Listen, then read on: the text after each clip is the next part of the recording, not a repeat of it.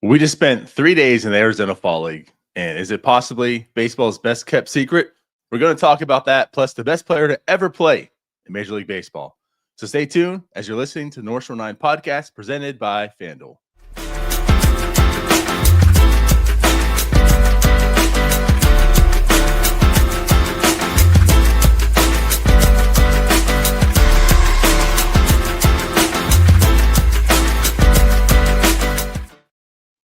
Yo, yo, yo. Welcome to Bucco Brew, powered by Fer Coffee Tea. I'm your host, Anthony DiNardo. With me, of course, we have Jim Rosati somewhere over there.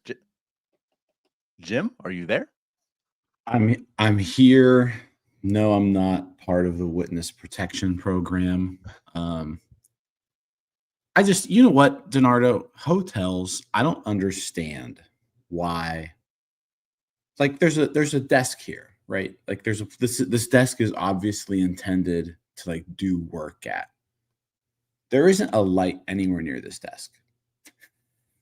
Clearly. Or unclearly. Like, there's a light in like the back corner of this room. But there's no light anywhere. I don't get why there's overhead lights when you walk into your hotel room, you know, like the little hallway that you walk in. You know, most hotel rooms are set up the same way. You walk in, bathrooms to your right or left, kind of walk down a little miniature like hallway. There's the bed, there's the TV, you know, all that. Why isn't there a light in like the room part ever? I don't know, but it's very bad. It's very bad. For the people listening on the podcast, you're welcome. For the people that are watching us on YouTube, bless your hearts. Yeah, you're coming in at like 18 pixels as well. It's kind of funny. It's kind of funny actually. My camera's all jacked up too, by the way. I got clearly we've been on location because all my settings are messed up. Everything's all messed up. But you just, I can't even see you. Like you said, you're hiding from us. You're ashamed to be a Pirates podcaster, which I understand. Yeah, that makes sense. That makes sense. But anyways, this is probably like there's a light behind me, but that would just look awful. I don't know. I don't understand hotel light situations. Like, just be a normal room. That's all I'm asking. It is weird. Yeah. I mean, I understand where you're coming from. Like, there's just no lights. I don't know. No. I'm also not the type. I know a lot of people love hotel rooms being just like super cold, and I don't get that part either. I'm not that person. I mean, I like my hotel rooms a little chilly, I guess. You get to, you know, bundle yourself up under the blankets and stuff. I'm a fan. I guess. But you know what I'm a fan of as well? What are you a fan of? The Arizona Fall League.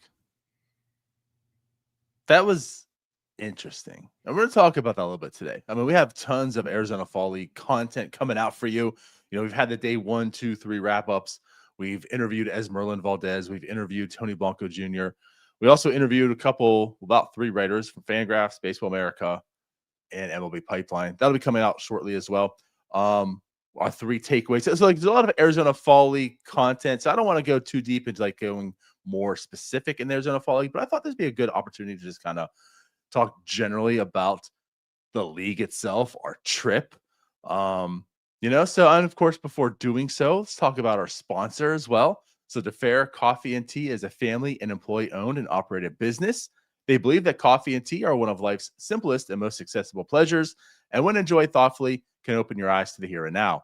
They have 5 locations across the city of Pittsburgh, including their flagship in the heart of Pittsburgh's historic Strip District. Don't forget to stop by the Fer's new location downtown on Penn Avenue, right across from the Benedum. Grab a cup and fuel up on your walk to PNC Park. Mobile ordering is available. Check out their Instagram for more details. And of course, that is defer.coffee. So Jim, tell everyone, as always, how do they save that 30%? Yeah, buy everything that you want in defer.coffee. Throw it in your cart. type in promo code NS930. That's NS930, and you'll get 30% off your first order from thefair.coffee. There you go. And again, as always, it is good coffee. You can also get this mug on our shop, where the link is below in this description. So if you want to do that too, we appreciate that. Yeah, that's another downside of the Central Time Zone. When we hop on here at 6 a.m. Central Time, that's when the coffee places open typically. That's right. I've not had my coffee. So not That's only after traveling so much, not only do I have no light, but I have no coffee. What a Monday for you. But yeah, like going back to this Arizona Fall, like I'll say one thing was really cool. We met three of our followers out there. Yeah, Patreon that supporter. was neat. We had a Patreon meetup essentially at Phoenix, and only one person showed up. So the rest of you Patreon members, what was your problem? Yeah, shout out to Phoenix Wayne, who's here right now at 4 a.m. Arizona time. Got to see him. There's a few other people came by, said hi.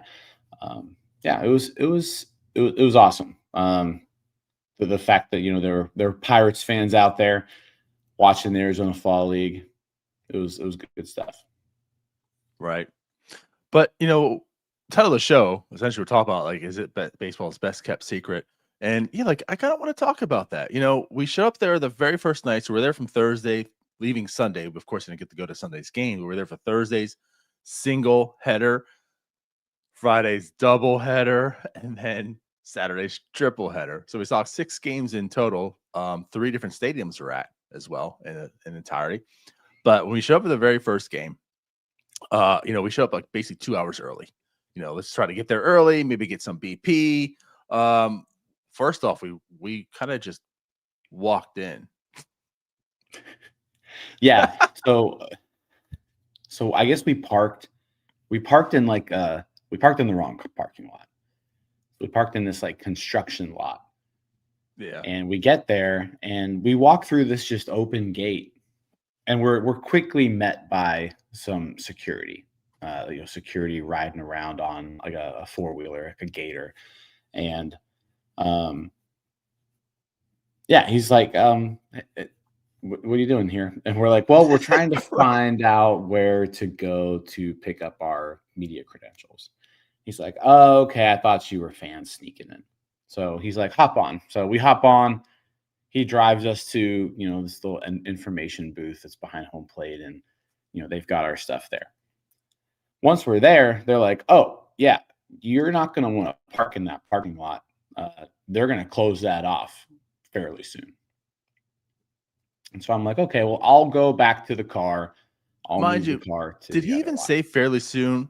I recall he just said, when you guys leave, that will be closed. Yeah, that's what he said. Yeah. So like it wasn't even like a fairly soon. It's just like you guys might not want to park there because by the time the game's over, it's going to be closed off. Yeah. But luckily, I was like, you know what? I'm going to move the car right now. So you and Ty stay. I go get the car.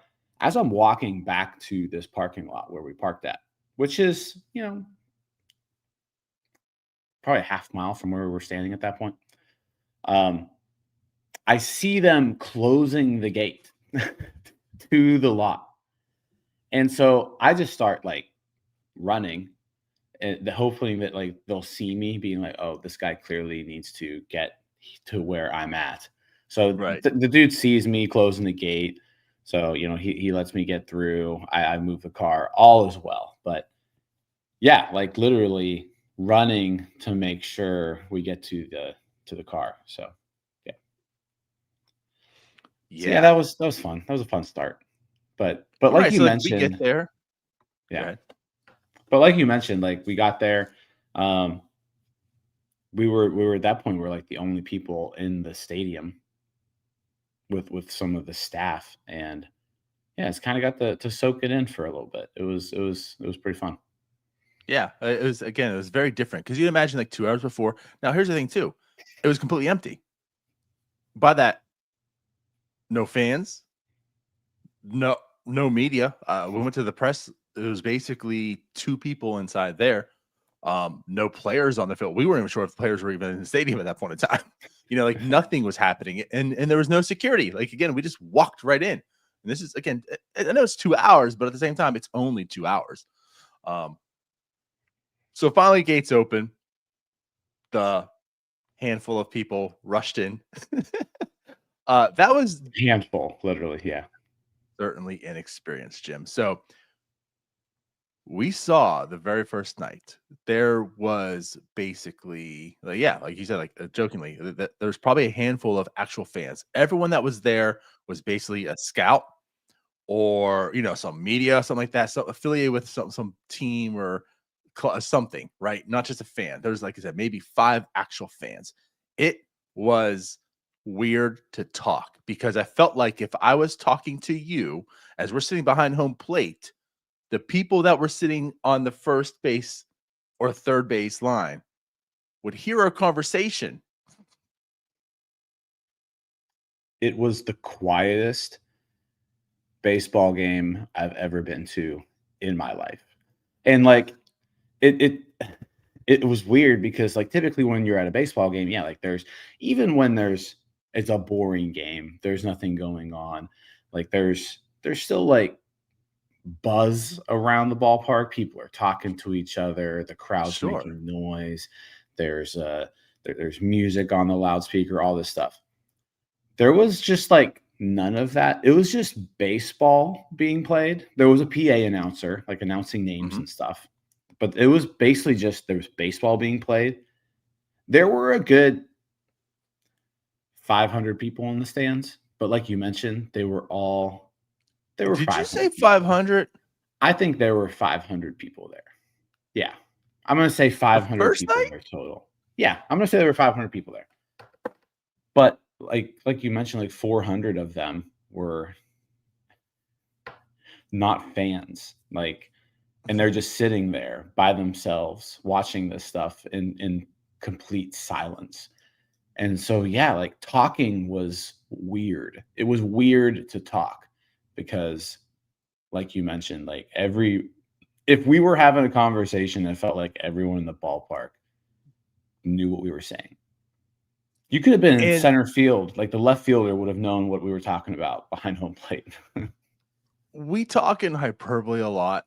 We exaggerate. I'm stressing to everyone listening, this is no exaggeration. Again, I felt awkward talking because everyone around me would hear it. And at the same sense, like it was kind of cool because you were hearing like scouts conversations right and left. You're hearing what they talk about because they all know each other. They'd have some conversation here and there for the most part. And I mean, you're hearing everything. So again, with us, I mean, especially us, because we're not here to talk about real stuff. We're here to make jokey joke or stupid comment. It's like, oh, well, they'll hear me, so I guess I'll keep that to myself. But yeah, but at the same time, like that's what we're kind of talking about. Like, was this maybe the quietest game these players have ever played in their career? And I'm talking from T-ball on. It probably was. And like with that being said, we're talking about a very intimate setting. It was just purely baseball. Yeah. It was it was weird. That first night was weird. I feel like the next 2 days got a little bit more baseball-y, but It that did. first night, that Thursday night game, I don't know if it was because there was football being played, like it was Thursday night football or what, but it was the silence was weird. The It silence was. was weird. Yeah. It was. Now, like you said, thankfully found out that wasn't totally the norm. Yeah, something was off that night because again, we go to the game on Friday as a day game, and then we go to the other stadium, which is a night game. Both places, same situation, was a bit better. And of course, Saturday on the triple header, there was plenty more fans. That one seemed more. Well, no, spring training has more fans regardless, but regardless, that one seemed more energized and fun. But what I really enjoyed too, um, even though they had more people in the stands, it was still where if you wanted to be heard, you could be heard by everyone in the Oh, yeah. stadium. And I'll tell you what, guys, we've talked about the ABS system, plenty of times, how I think fans will enjoy this. Even the people that right now don't like it, it really doesn't take much away from the game. It's like 3 seconds, they look at the board, they show the pitch, whatever. I feel like in the AFL, like this was drawn out to the highest degree. I've never seen it used as often if I saw it in the AFL. So like you really, really, really got to see this in use. But going back to the quietness, like there's certain people that had the main character issue. They need to be the main character, and you heard them on. It was exciting. It was great. My one of my biggest takeaways from the AFL is fans are gonna love the ABS system because they had fun. They had fun with it. Yeah, honestly, the ABS challenges were some of the loudest moments of the games. Yeah. Yeah, like because it was like the one moment where everybody is like into it, and like Wayne says here, like check swing challenges to in that as well, which is a little bit different, but we saw that a lot on Saturday. I feel like were the check swing challenges. But yeah, like you said, like if the umpire was right, there were fans yelling and giving the umpires, Eagle credit eye, and props. Good job, and Blue. when they're wrong, like they just got on them. It was keep it fun. fair, Blue. Yeah, that was a fun. It was great aspect. Yeah. Yeah, it was great. It was great. But yeah, as someone though who's been to a lot of minor league games, if you've been to minor league games, like you kind of know how the system works. It's very quick. The whole process takes less than 10 seconds. And they put the image up on the screen to kind of give you an idea. There was one pitch, I think it was Thursday night, that the umpire got right, and it was like less than 0.1 inch from being a strike, and he called it a ball. So it was there were some interesting moments. Yeah. But you're right. I mean, that one was it was just line on line. You didn't see any daylight in between, nothing, but there was no overlap. It was less than 0.1 of an inch. You got it right. Now, I didn't see this, but again, talking to scouts, you heard every conversation. The one up was talking about the night before game, and how saying he blew the very first pitch. The very first pitch he called strike. They challenged it. It was a ball, and the ump turned around and said, well, I guess I blew the very first pitch of the game. So it's kind of also cool hearing. Of course, we didn't see it, but through hearsay, but hearing like the ump's perspective on this too. It's like, yeah, whatever. They're having maybe some fun with it, not taking it too personal. But yeah, I think you got to really, really see the ABS challenge system. And of course, the check swing as mentioned here. And again, it just made me feel even more confident that, this is going to be a fan experience. It really is in the ballpark. It adds another level of excitement if it's wrong or right. So can't wait for that. But yeah, generally, I thought the trip went very well. It was good stuff. I think we're definitely going to make this probably like a yearly thing, it seems. But it was also cool because, Jim, as we've already said, and you're going to hear throughout the rest of the content, Esmeralda Valdez and Tony Blanco Jr. They put on a show. And you can add Will Taylor. It's like I feel bad too because Will Taylor actually played really well also, but them two have put on a show, and people are talking.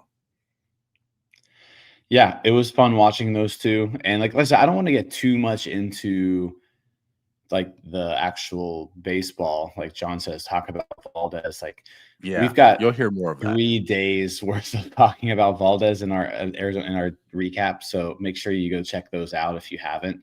But yeah, God, he looks impressive. Just completely controlling the zone.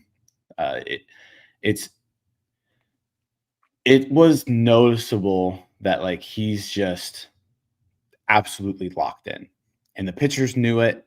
He knew it. He saw so many breaking balls, low and away, just feeding him those, and he's so locked in that he's just not even offering those pitches. Like if the ball's not a strike, he's not swinging at it. If it's in the zone, he's punishing it. Like that's where he's at right now. Which has to be a pretty fun spot to be in. He had 2 more homers yesterday. he's got 7 now in 8 games. Like, yeah, absolutely ridiculous. And the pitching here isn't like, don't get me wrong, the pitching here isn't excellent. They faced Rhett Lauder on Saturday, so that was probably the best pitcher they faced, and Valdez got a hit off him. It was just an infield single dribbler, but he got a hit off of him. But this is probably AA caliber pitching for the most part, what you're seeing. mm-hmm. And he is absolutely destroying the baseball. So yeah, it's been a hell of a spring for him so far.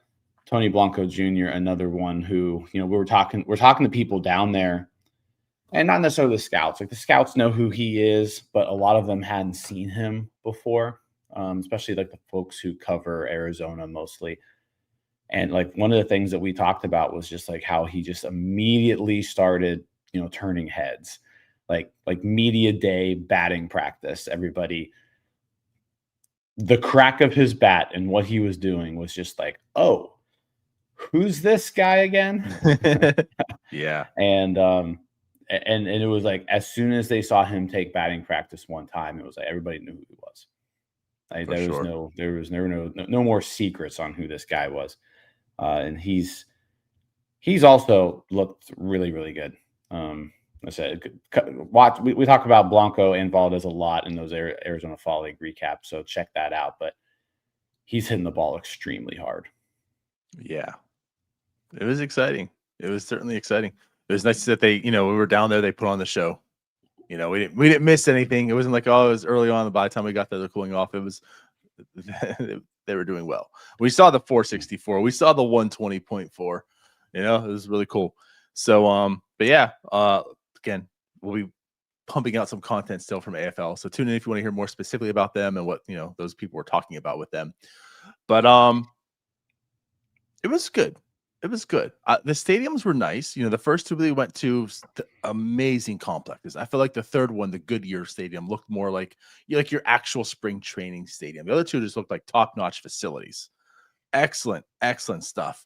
And the one is the home of the Cubs, actually the same dimensions as Cubs Field, which was, I thought, kind of cool. They had like the mini scoreboard, like the Wrigley Field scoreboard in there. So I thought it was pretty cool seeing that, and then again, like that third day, it was more like a spring training, a little bit smaller of a stadium, pretty cool vibes and whatnot. But I thought that the complexes were really, really nice. Yeah. I mean, I titled this, baseball's best kept secret, because I don't know if that's like an unofficial slogan or whatnot, but I heard probably 3 or 4 people down there like tell me that that's what this is. The Arizona Fall League, baseball's best kept secret. And I gotta agree. Like, I don't know anyone who has gone to the Arizona Fall League before at all. Like, other than, maybe a select few media people. And I don't understand why this, I get it's minor league baseball and it's prospects, but I Right. feel like there are some sickos out there who are huge fans of prospects and things like that. And I'm actually surprised this thing isn't bigger than it is, because what was really neat about it and what differs it from Florida, like the Grapefruit League, is all the teams are right there. They're all there in like Phoenix proper. And some ballparks are 5 to 10 minutes apart. Some of them that are farther away are 45 minutes or so. But I mean, it never took us more than 45 minutes to get, and that was when we were driving to Goodyear from Scottsdale. But Friday night in particular, we were at Salt River, and then we jumped in the car. We went to Mesa, and it was 7 minutes down the road. Just a whole other game. So it's like, if you like baseball, if you like prospects, you get the intimate environment that's similar to spring training, but it's even more intimate here because there's just so many left. Like, there's hardly anyone there, especially from a fan standpoint. Like, the people, the crowd gets people in it, but they're all industry people. They're their media, their front office people, their scouts. There's really not a ton of fans. So like if you want to be a fan and sit right up close and watch some of the best prospects in baseball come through, and just like watch a lot of baseball. Like you can easily Yeah. take in 2 games a day here, like it's nothing, and you get to see some good prospects come through. So I'm not here to like write a commercial on the Arizona Fall League or anything, but But I'll talk say us on this: there. if you're a baseball fan and you like prospects, it's outstanding. I thought it was just an outstanding event. Um, I can't wait to go back. And I feel like it's something where if you've got the resources to do this, you should do it. Just take a long weekend, hop on a plane to Phoenix and go watch some baseball for, 3 or 4 days. Right. Yeah. Again, it was kind of cool. And like hearing, obviously, you're talking about people going there, but like if you live in the area and such, like they said, I think the season pass is like 100, maybe some dollars, to go to every game and such. And what's kind of cool also, because we're talking here, like there's not a whole lot of fans. So it's more or less, I mean, I assume, I don't know, I guess we haven't confirmed this, but from my understanding is it's all just general admission. Like you just get into the game. Like there's no seat. It's not like, oh, I sit in section 121, seat 7, row W. Like you just walk in and you just sit wherever you want because no one's fighting for a seat. So again, like that's kind of cool because you can't just sit right behind home plate, for the Yep.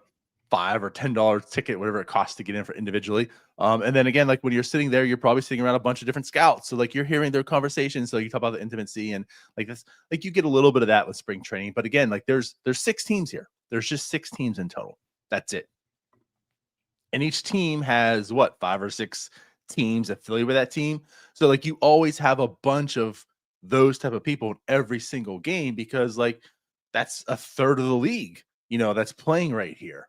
So yeah, like it would be kind of cool as a fan to just sit right behind home plate, right in the middle of all the scouts or people within the industry and like hearing their conversations that talk about whomever and whatever. And yeah, like as a fan, like hearing that, picking up on certain things, like, oh, they're talking about Tony Blanco Jr., where they have to say and you eavesdrop, and it's not so hard to do so. And again, when I say eavesdrop, I'm talking about like 30 seats away because you can hear that conversation still.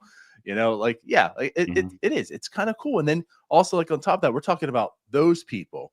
If you're sitting by the dugout, you literally hear everything they're saying in the dugout. Everything every player is talking about, every coach, everything. Yeah. I mean, you hear it all. Like that's like I said, that's the intimate environment I was talking about. Like you can really kind of fan out there. And if you want to get a foul ball, you could easily get one every game. Like Yeah. that could be Yeah. that is an easy thing to do if you want to. Unless If you're Tyler. you like meeting the players and getting autographs and things like that, there were people doing that there too. So it's just it's an easy way to just kind of like be really, really close to the game. So yeah, I highly recommend it. It was a really fun experience. If like spring training is something that you enjoy, like just kind of like getting away, going to that type of environment, I think you would really enjoy this too. Mm-hmm. I agree with that for sure. Yep. And I think just to wrap it up, just that was my first time in Arizona, first time in the Phoenix area, obviously. I've been to Vegas, like I've been out west in the mountains and the heats and stuff. And I guess my biggest takeaway on the area was, I mean, it was pretty cool. I mean, obviously, like seeing the scenery, seeing the mountains and the landscape. I mean, just a random just mountain would be there in the middle of the city. I mean, I saw Arizona State, right, the football stadium. I mean, you saw like this big mountain, then you saw on the other side of it, it's like, oh, that's stands and the stadium, and just this little mountain, like this the middle of the city, that they like built into and such. Everything's just brown and red. Like, again, that's like my biggest takeaway. Everything is so earth tone that like we were driving by and we saw a pumpkin because of course like Halloween's coming. We saw like this giant pumpkin. I was like, that's the brightest thing I think I've seen all trip. But everything's so earth toned. Yeah. I guess that's just my biggest takeaway. But a cool area. Certainly look like there's lots to do. I wish we could have had more time to really venture out to see the stuff. Yeah, lots to do. And I said, if you're a baseball fan, I agree. It's baseball's best kept secret. I think a lot Yeah. of people wouldn't even think to go to it, and they would love every minute of it. I agree. So it does make me, we talked about it too. It does make me wonder if like spring training in Arizona is probably really, really cool. I would enjoy it. Now, obviously, I'm biased. I live in Florida. I want my spring training near me, but it goes to show, like we're talking about. I mean, just to be able to go to every single game, like within a half hour, that's really cool. It is. It's really cool. Yep. So I guess our last thing we're talking about. This is a very light show. There's not much going on in Pirates World, as all of us obviously we all know. And with that said, there's a guy out there just doing incredible stuff. I teased it. We'll talk about the best player to ever play Major League Baseball. That's Shohei Ohtani, correct? I mean, I don't think you can argue otherwise. I don't think you can argue otherwise. The show that he put on this weekend, too, just wow. Wow. What was it? 6 shutout innings, 3 home 6 runs. shutout, 3 hits, 1 walk, 10 strikeouts. So, like, as a pitching performance, if that was Paul Skenes, you would say, brilliant start by Paul Skenes. And then he said, well, I'm also Barry Bonds, and I hit 3 home runs in the same game. It's remarkable how good this guy is. And I don't think enough people even appreciate that. Yeah. And I think, too, and the reason why I kind of want to talk about this is you see what he's doing, and it makes you think, like, I want one of those guys, too. And so there was a comment on one of our YouTube videos over the weekend, like, hey, like, what do you think about, the Pirates trying this with Paul Skenes? And I think the funny, and this is from Light Years from Home 1165. So thanks for the comment. You see Ohtani do it, and it works out, obviously, very, very well for the Dodgers. He's incredible. It's surprising, I guess, to me that he's so dominant at both things. And we've never even seen anyone else like come close to this. Like there's no other person in our lifetime where it's like, you know what, he did both, and he was pretty good at it. There's been pitchers, who have been better hitters than normal pitchers, right? But like, Right. there aren't too many pitchers where you're like, oh, we need to play him every day. There's none, actually. Like no one out there was like that. So I think it just kind goes of to show. add on to that aspect here. I think like the closest to Pirates, Stephen Brawl. Like we talk about Stephen Brawl, like the guy could hit. Yeah. Stephen Brawl could hit, but he could hit for a pitcher. Like it's still like it was still below a 700 OP. Like he wouldn't translate to like, oh, let's put him in the outfield. It's just like, oh, for a pitcher, he actually can do a little bit. That's kind of interesting. Hey, he hit a home run in Colorado. Like that's pretty cool. Yeah. And you've seen teams try to do it with certain people. You saw the Pirates try to do it with Bubba Chandler for a couple years. Mm-hmm. And it's just like clearly they were like, no, I mean, we've got to pick one, guys. Like doing both is just going to hold back the other thing, right? It is kind of ultimately what was settled on. And yeah, once you saw him focus on pitching, boom, he took off as a pitching prospect. Though, I mean, I guess the one realistic option you had at this across Major League Baseball really was like Brendan McKay. And I know Louisville guy, but like for real, like he was drafted early. What was he? Fourth overall pick, I think, 3rd or 4th overall pick. That's who he was in college. He was the Friday starter. and he was the everyday first baseman, and he ended up winning National Player of the Year. He was very good at both things. And when he was drafted, it was like, we finally have this two-way guy. He's going to pitch, he's going to bat. And then once you get into minor league ball, similar situation. Like, pitching was there for him the whole time. Like, you could tell, like, okay, it's, he's ready to move up to the next level, but the bat just couldn't follow the same developmental path. So I think that's the difficult part here, is being able to be like at the same spot with both, because like you can't be in low A and triple A at the same time. Right. If you're in triple A, you're facing triple A pitchers, you're facing triple A hitters. Whereas I think there's been people who have been close to being able to be a two-way player, but it doesn't work out because ultimately one of the two things holds you back. Yeah. Yeah. I do want to talk about Bubba, because I was all about it. Like, give him the opportunity. Like, why not? And the Pirates did. And I kudos to them for doing that. But he comes in 2021, complex league, 11 games. It's a small sample, right? Just getting your feet wet. But batted 167, 82 weighted runs created plus. But whatever, right? Next year, more or less like a full season. Like, let's see what this kid can do. And he comes into 2022 having 124 plate appearances, batting 196 with a 104 weighted runs created plus. Like, the hitting just, you know what, we got to give it up. And this was the kid. Like, and we know how uber athletic Bubba Chandler is. Uber athletic, right? If there's a guy who could maybe do this, it's probably Bubba Chandler. And he struggled with a bat. And also, again, like you mentioned, look at the pitching when he comes over here. The pitching, it was okay. And like in 2022, he had a 281 ERA in 41 innings pitched, 385, FIP. But again, like the pitching took like the next level once he stopped hitting. And kudos to them for stopping him as well, because then he became the pitcher that he is.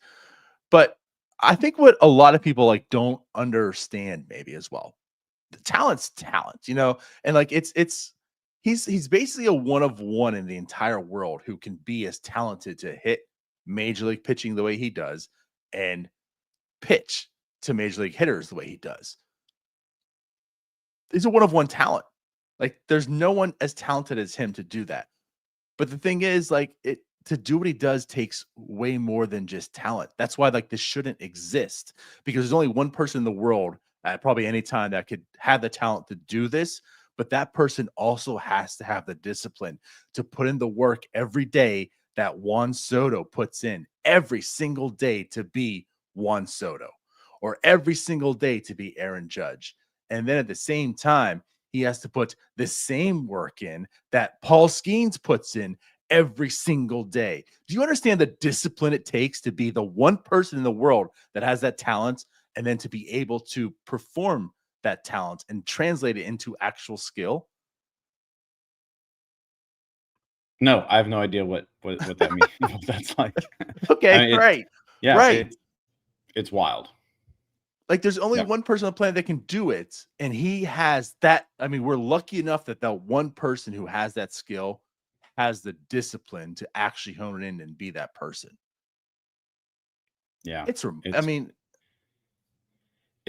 remarkable what he's doing. And so kind of going back to that question, it's like, why don't the Pirates try this with Skenes? Why don't we try this with Paul Skenes? He could hit in college. And it was interesting. When we had LSU's coach on, Jay Johnson, after the draft, he talked about the moment where it was like, he's no longer a two-way player. Like, the intention was to come to LSU and be a two-way player. Like, that was the intention all along, until he saw him pitch. And then the decision was quickly made. No, you are a pitcher. You will only pitch. That is how you're best going to help this team and help yourself. So if that decision wasn't made then and there, then a couple things probably happen. One, he's probably not the same Paul Skenes pitcher that we saw coming out of the draft. He probably still would have done fairly well offensively. Like he was a good hitter at Air Force. Granted, he wasn't facing the best competition in the Mountain West, but I mean, he put up a 1,046 OPS his sophomore year against Mountain West competition. Surely that would have gotten knocked down a peg or so facing SEC pitching. But I think what you would have seen is someone who was very clearly talented at pitching, but not as dominant, and probably someone who was like, there's also some hitting in here too, but pitching is what is going to be his calling card. So I think ultimately Paul Skenes still would have ended up being a pitcher, and his developmental track may have taken another, year or two because of having to spend a little bit longer focusing on hitting. So when you say like, hey, why don't we try this with Paul Skenes? I think if you would have done this with Paul Skenes, he wouldn't have been as good at either. And that's like, true. I mean, clearly offensively, he was good at Air Force, but again, I think you have to take that with a grain of salt. Like, it was at Air Force. He was playing in the mountains every game. Like we saw Nick Gonzalez's Mickey Mouse stats at, in Albuquerque. Skenes weren't that good either. Like, so you're looking at a guy who wasn't as good of a hitter as Nick Gonzalez in the Mountain West. And like, where do you put him? I mean, is he going to, he's not going to catch and pitch. He would probably have to DH and pitch. And would you have a Nick Gonzalez like hitter, playing DH every day? So Right. I think that's just where it's at. It's like, yeah, it's a cool story to think about, like what could have happened, but like he's probably not the first overall pick in the draft if he's a two-way player. Like you probably get just Dylan Cruz, or maybe you settle with Skenes and you eventually just land on making him a pitcher. But I think it just all goes to show that like what Ohtani's doing is absolutely ridiculous. Right. and right. That like he is a one of one right now. He's a one of one. And maybe we see another player do this at some point, but it's just it seems incredibly special. The one thing I could see is that maybe like before Ohtani, there was no other Ohtani, right? Like baseball players growing up, when you're looking at the stars in the league, you see hitters and you see pitchers. And so you just gravitate towards, oh, well, one day I want to be, like our generation, it was like, God, I want to be Griffey, right? Like Griffey was that guy. Yeah, of course. If you're a pitcher, man, Paul Skenes is the GOAT. Like that's like what you see coming up. Now, if you're a kid playing baseball, you see this one guy doing incredible things. So maybe there will be enough people who are like, you know what, I'm going to be the next Ohtani. So I think you could maybe see someone else come around in 10 years or so, because, they and their travel ball parents made the decision at age 8 that this was the route that they were going to go. So it's possible. It's possible there might be some down the road, but I think making Paul Skenes a hitter right now, a two-way player, wouldn't be very fruitful. He hasn't hit in 4 years. Right. I don't think it's something he can just pick up and immediately hit major league pitchers. But I think too, like your point is, like even if he did it the entire time, I don't think you're having Paul Skenes. You're probably having a good pitcher. It's not Paul Skenes. And, they'll have value at the bat, maybe, right? But like, is it good enough? Like, that's what makes Ohtani. He is an MVP when he's at the plate, and he's a potential Cy Young winner when he's on the mound. And I think like what you would probably hope for Paul Skenes is he might be an everyday hitter when he's at the plate, and he's an all-star pitcher when he's on the mound. Is that what you want? And like I would take that. I mean, I would take that. No, I'm saying I would take Yeah. it, but like that's not Ohtani. Like Ohtani is not. Can he be an everyday player at the plate? Like he is an MVP when he's taking the plate, when he's at the plate. And he's a potential Cy Young winner. He's on the mound. Like he is the best. He's one of the best when he's at wherever he's at. And that's why I say, like, when you talk about like in 10 years, I'm not going to down anything. Like it can happen, but let's think about other sports. Like there was Deion Sanders, who was two-way. That's not really heard of like in the modern day, like that's not really heard of. And he was an excellent defensive back, and like he was a receiver, and he look what he did. Like that's pretty cool. But it was like he was one of the best defensive backs ever when he was playing corner, and he had packages at wide receiver. Like it wasn't like he was the best. He wasn't Deion Sanders and then T.O.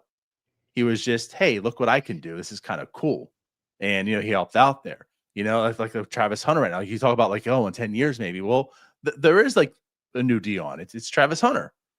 But again, it's not like he's the best receiver and the best defensive back. It's like, hey, I can do a little bit of both and I can help out and there's value there. That's what makes Ohtani so special is he is arguably the best player whenever he takes each position. That's just, it's amazing. It's remarkable. Yeah. It's unheard of. It is. It's incredible. And we're not going to talk football. I do think Travis Hunter is also better than just adequate. I think he's also an incredible football player. But again, is he the best? Is he the best at each position? Is he top 5 at each position?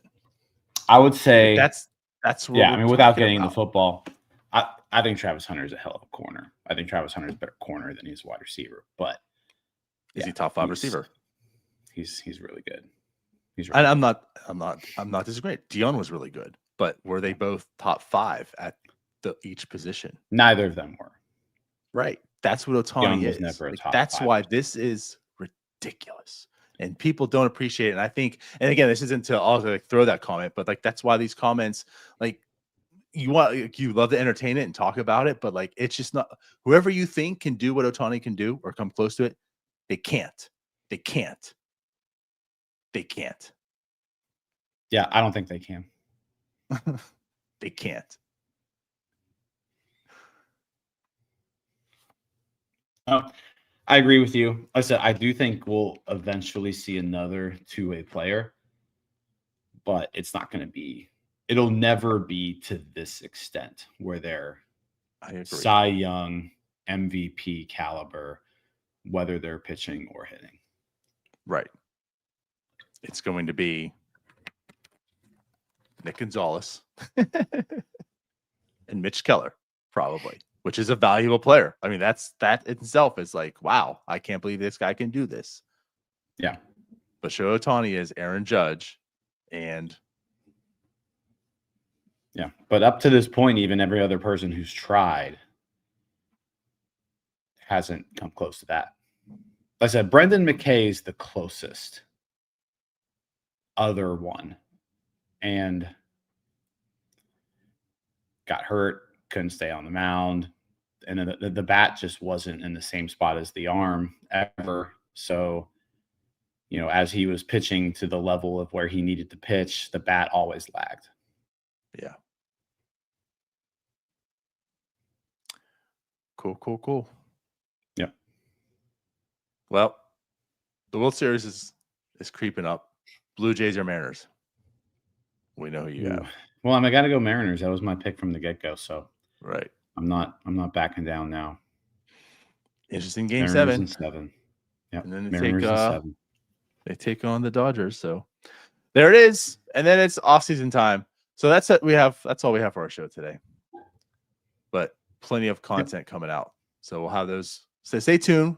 If you're subscribed, make sure the bell's on so you know when the stuff's coming out. And if you're not subscribed, go ahead and do so and then turn the bell on so you know when all the stuff is coming out. But again, I just want to thank everyone as well, from our YouTube members right now to our Patreon supporters, to any way you've ever supported us, thanks to you. You've helped, make this stuff happen for us and us being in the AFL. And again, being a really cool experience and providing hopefully some good content for you back in return. But yeah, so thanks to everyone that supports us. We do truly appreciate it. And again, another shout out to Wayne for seeing you out there in Phoenix. Wayne and Jim and David. Yes. Shout out to all three. It was cool. And actually all one game. We saw all three. It's like, what are we doing here? Yeah, it was great. It was a little Pirates get together there. Yeah, I thought they'd be like Jim hiding and lurking in the darkness. I'm not gonna be seen with those guys.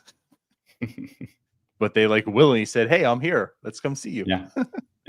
No, it was great. It was great. Right. But all right, let's get out of here. We'll be back, I guess, NS9 Live. And are we doing something on Friday as well?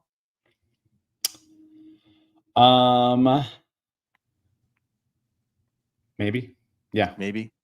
I think so. I'll say this: The Point I got to work on and Sicko Sound Off is coming back this offseason. The Point tweaked a little bit on how we're doing it. I think both shows tweaked a little bit how we're doing it. But yeah, both shows will be coming back. We're alternating them on Fridays, maybe starting this Friday, if not next Friday.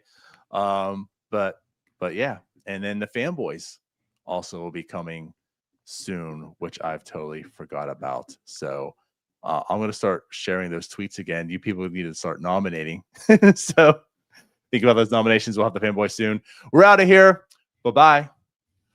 See you guys. All right, that wraps up this episode of North Shore 9. Thanks so much for tuning in, whether you're listening on the podcast or catching us on YouTube. If you enjoyed the show, please give this video a thumbs up, and don't forget to hit that subscribe button if you haven't already. It really helps us grow. And if you're listening on the podcast, a quick review goes a long way in helping others find the show. Plus, be sure to tell a friend about us. There's always room for more here in the NS9 community. And for those looking to support us a little more, consider joining our Patreon, become an MVP member, and get exclusive perks while helping us continue to bring you more of the Pirates content you love. Thanks again for all your support, and let's go Bucks.